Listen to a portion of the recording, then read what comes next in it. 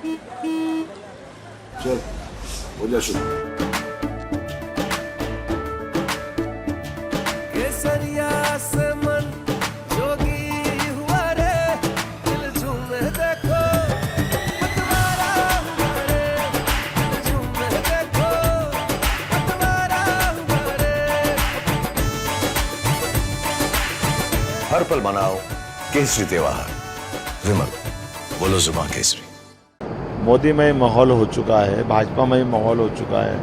उत्तर दक्षिण पूर्व पश्चिम सब दूर से बराबरी से प्रत्याशी अगर लड़ना नहीं चाहते तो कांग्रेस और समाजवादी पार्टी दोनों ने गठबंधन किया। 29 में से 28 सीट कांग्रेस ने ली, एक समाजवादी पार्टी को दी। लेकिन समाजवादी पार्टी के प्रत्याशी पहले एक रखे, फिर उनने मना कर दिया, दूसरे लाए, वो भी लड़ना नहीं चाहते।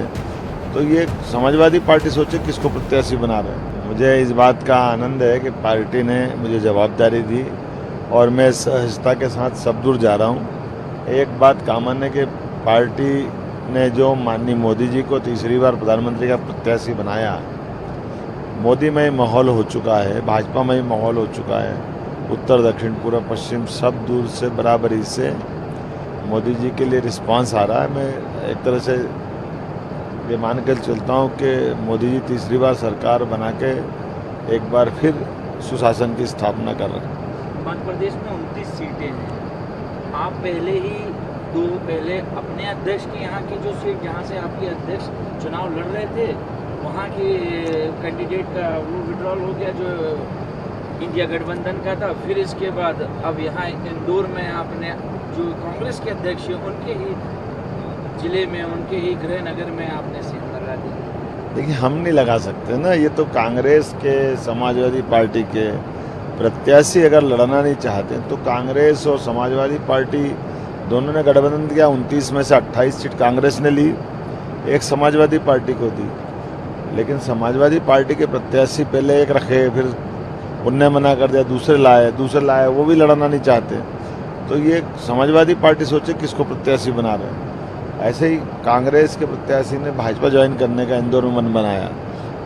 तो ये मैंने पहले कहा कि मोदी की आंधी चल रही है, मोदी में प्रदेश हुआ, तो ये उसके लक्षण आप ही बता रहे हैं कि लगातार कांग्रेस और समाजवादी पार्टी, कोई और पार्टी टिक नहीं पा रही।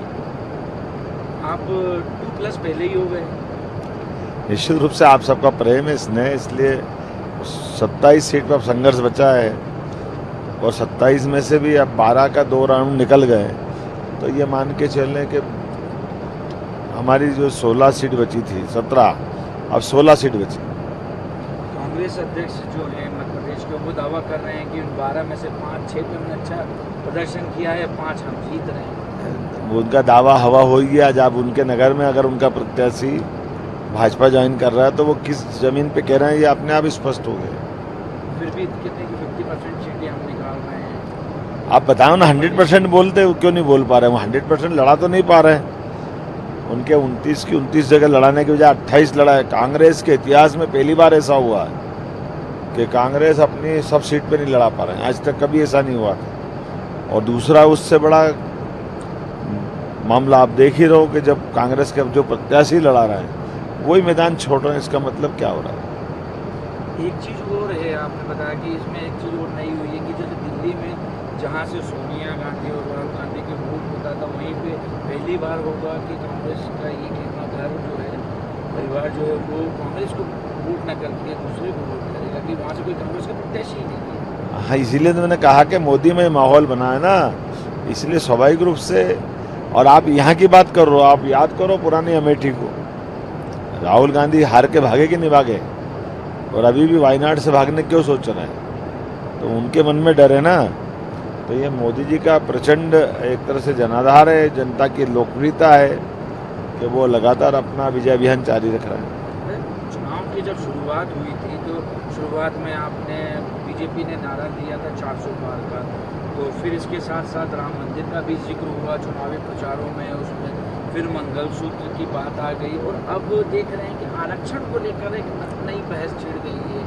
कांग्रेस कह रही है कि बीजेपी आरक्षण खत्म करना चाहती है, आरक्षण खत्म। ये कांग्रेस का इतिहास है, कांग्रेस हमेशा डरा के वोट लेती है।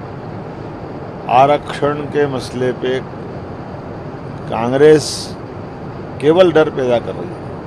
आप बताइए, आरक्षण अपनी जगह है, लेकिन आरक्षण के मसले में, संविधान संशोधन के मसले में सबसे ज़्यादा बार संशोधन कौन लाए? कांग्रेस लेके आई। आज गरीब वर्ग को आरक्षण बगैर 50% को डिस्टर्ब किए हुए माननीय नरेंद्र मोदी जी ने 50% आरक्षण और दिया है, कांग्रेस ने नहीं दिया। तो हम तो आरक्षण देने वाली पार्टी है, और उस वर्ग को जिसको कभी आरक्षण नहीं मिला था, गरीब वर्ग के लिए भी आरक्षण देने का काम माननीय मोदी जी ने किया। ये सुप्रीम कोर्ट तक लड़ने गए कि क्यों दे दिया। तो आरक्षण छीनने वाले कौन हुए? देने वाले तो मोदी जी और भाजपा है, ये तो छीनवाने वाले हैं ना। कर्नाटक में देखा गया कि जो ओबीसी का आरक्षण था उस कोटे से, यही आपने फिर उसकी पुष्टि कर दी। कांग्रेस ने SC ST OBC का आरक्षण छीन के मुस्लिम वर्ग को दिया, आंध्र में भी मुस्लिम वर्ग को दिया। तो कांग्रेस तो आरक्षण छीनने वाली पार्टी, दूसरों को डराती है, वो तो खुद छीनती है। लेकिन राहुल गांधी ये कह रहे हैं कि बीजेपी आएगी तो आरक्षण को खत्म कर देगी। मैंने क्या करे वो और बताए दूसरों को, जनता सब जानती है। जो उनने कहा कि गरीबी हम एक झटके में हटा देंगे, जिनकी 10 साल मम्मी सरकार चला ले पीछे से, 5 साल पापा सरकार चला ले, 17 साल दादी चला ले, 17 साल उनके परनाना चला ले, 55 साल सरकार चला ले, उसके बाद में भी वो गरीबी दूर नहीं कर पाएंगे। तो राहुल गांधी को कोई गंभीरता से लेता नहीं, उनकी बात के लोग मजाक बनाते हैं। लेकिन अब वो नया लेकर आ गए हैं, वो ये कह रहे हैं कि प्राइवेटाइजेशन जिस तरीके से हो रहा है और अग्निवीर में ये आरक्षण को खत्म कर देंगे। मैंने क्या कहा, वही बात है। आप कितने भी बात कहोगे, राहुल गांधी की कोई गंभीरता से नहीं लेता।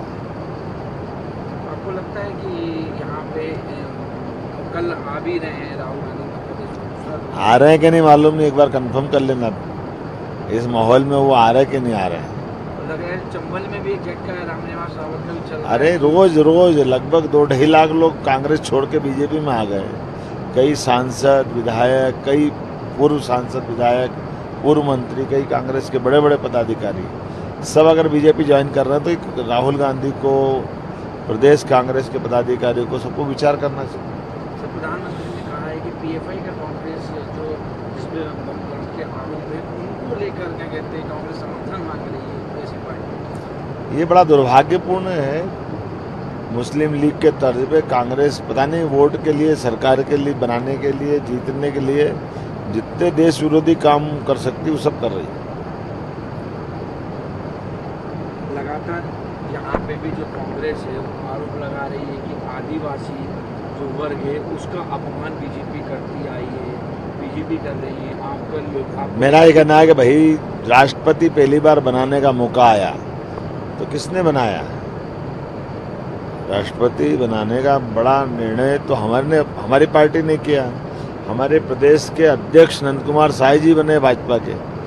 कांग्रेस क्यों नहीं बनाती? कांग्रेस क्यों राष्ट्रपति नहीं बनाती? क्यों मुख्यमंत्री नहीं बनाती? ये केवल एकमात्र भाजपा है जो प्रदेश मुख्यमंत्री भी बनाती है, प्रदेश अध्यक्ष बनाती है, राष्ट्रपति बनाती है। कांग्रेस केवल बोलती है, ओबीसी का मुद्दा उठाती है, लेकिन ओबीसी के आज तक उनने हमारे प्रदेश में सबसे पहले हमारे ही वर्ग में से बाबूलाल जी गौर को माननीय भाजपा ने बनाया, उमा जी को भाजपा ने बनाया, शिवराज जी को भाजपा ने बनाया, हमको भाजपा ने बनाया। कांग्रेस क्यों नहीं, सुभाष यादव जी के टाइम क्यों नहीं बना पाई? कांग्रेस केवल बात करती है, करती कुछ नहीं, झूठ बोलती, भाग जाती, केवल लाभ लेना चाहती है। छिंदवाड़ा का चुनाव हो चुका है, क्या लगता है आपको? कांग्रेस हालांकि दावा कर रही है कि वो छिंदवाड़ा का चुनाव जीतेगी। छिंदवाड़ा का छिन्न भिन्न हुआ किला कांग्रेस का, ये आप भी जानते, हम भी जानते हैं, और कांग्रेस की तरफ से लड़ने वाले भी जानते हैं। जनता ने निर्णय कर लिया है, अब रिजल्ट आने तो 4 तारीख का।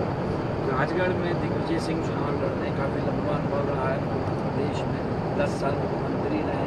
अब जब जा रहे हैं जनता के बीच तो ये कह रहे हैं कि ये मेरा आखिरी चुनाव है, मुझे सपोर्ट करें। ये उनकी हार से बचने के बहाने, जैसे वो हार के गए थे भोपाल से, वही हमको दिखाई दे रहा है राजगढ़ में।